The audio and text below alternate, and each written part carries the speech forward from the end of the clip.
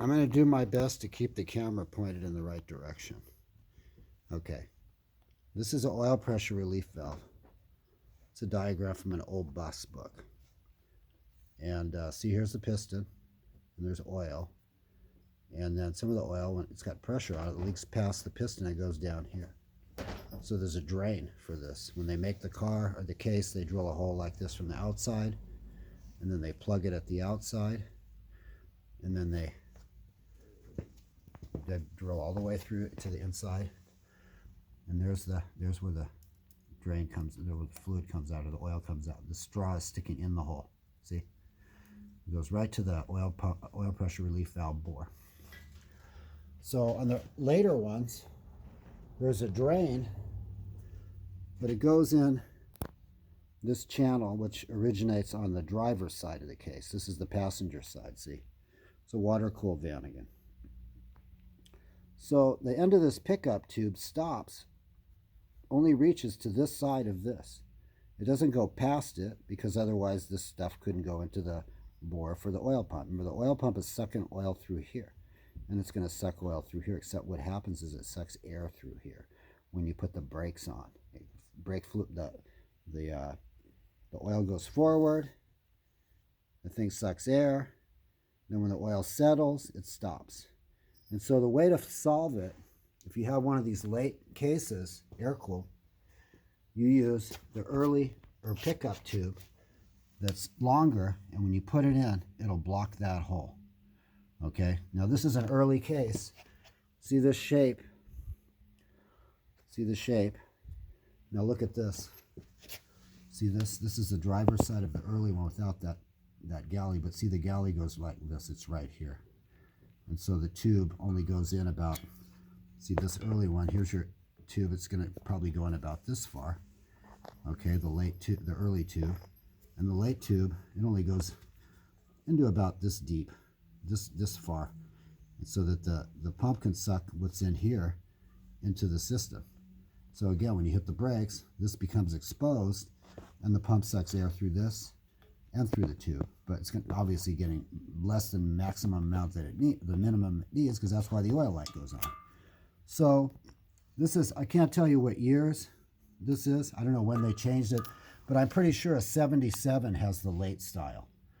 And so that particular vehicle, it had some miles on the engine. It was falling apart because all the heads were loose. You couldn't hear them, but she'd been driving it for years, but it was just a terrible, messy, oily thing. But anyway, the only thing wrong with it were the cam bearings were delaminating. And that's probably because when it was assembled, they didn't make sure the cam spun easily.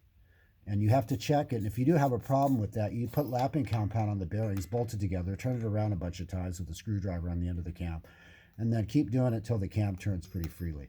You're going to have to do it several times. Usually 3 is enough. You know, so, but that's beside the point. The point is on that motor, the rod bearings were the bearings were fine. The rod bearings, the main bearings, all that. It was just leaking all over the place, mostly at the top end.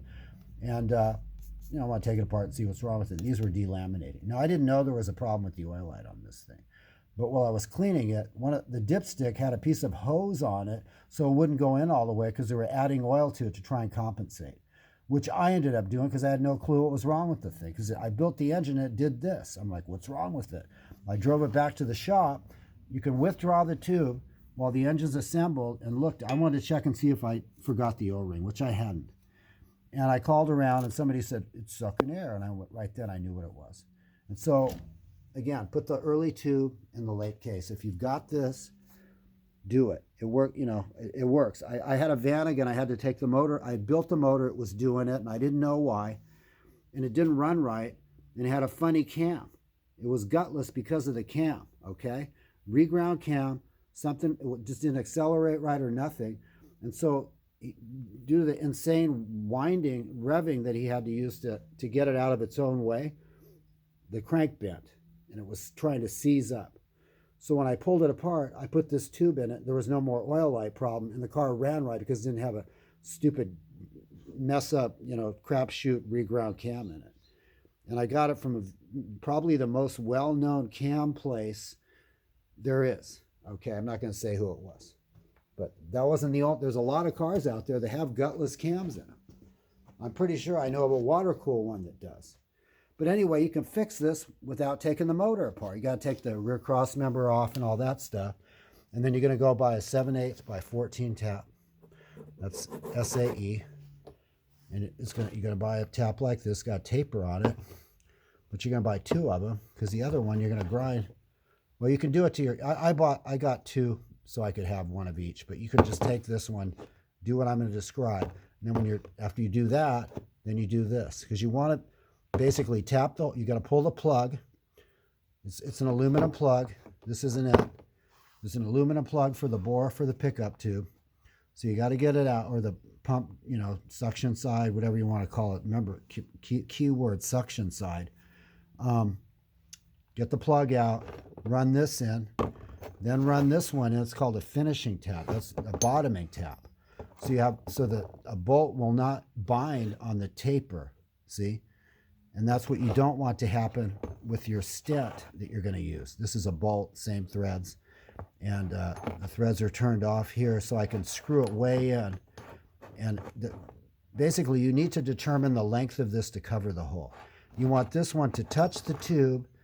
You screw it in. Imagine if this was happening. You screw this in, it touches the tube. You back it off, and it doesn't touch the tube, and then you determine how long it needs to be to block the hole from that galley, but not block the oil pump pickup, the bore that feeds the inlet side of the pump. Figure out what size it is. Now you got to make sure how long it needs to be, because I've never done it. The person with the cam bearings and all that, where the first time this happened, I said, I got all this stuff, I can fix it. But because it didn't seem to hurt it, she just kept driving it. And it's probably still running. It's been like 8-10 years now. After you get this situated, see, you want this thing to turn real easy so it won't jam up on you while you're trying to figure out where it belongs and how long it has to be. And then once you've determined that, you cut it, you're going to have to jam something into the end of it or something like that to turn it in and out, like a big screwdriver or something. That's how easy you need it to turn. So you can turn it easily with something like a screwdriver. And after you know exactly how long it is, you cut it, clean all the burrs off of it, screw it in again, and make sure it still goes in and out easy. Then put Loctite on it and screw it in for good so it just touches the tube, and then back just a fraction of a turn. And then peen this side of peen the threads next to it so it won't try to come out. And then you're going to have to make a plug out of aluminum. You might be able to devise a way to screw something in there. If you block the inlet hole for the oil pump a little bit, like an 1/8 or something like that, it's not going to hurt it if you block it a little, because there's not a lot of room there. And again, the only way to do it is you have to put a plug. You got to plug that hole, and so it'll have threads in it. So you're going to have to make the threads go away so you can put your plug in. It's just basically a cork. You might be able to screw something into it, like a piece of this. You make a nut out of what's the remnant from this, and what you would do is block the hole, weld the hole shut, and weld a nut to it so you can tighten it.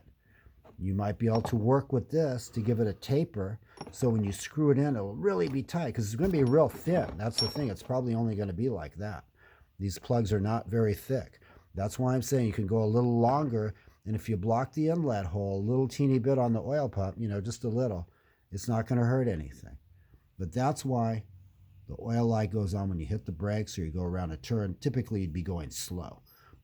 This is the first time it happened to me. I drove the car about 60 miles for a test drive, and I turned off of a 45-mile-an-hour 2-lane street onto a 25-mile-an-hour street on the right 90-degree turn, sharp, and the light went on. I went down the hill, put the brakes on, the light went on. I went down every steep hill I went down, I put the brakes on, the light would go on. I had no clue what was wrong with it, but that's what it is. And if you want to fix it, if you're lucky, you can just stick the tube in it. And if you're unlucky, you get to do it this way. But this will work, and that's why it does it.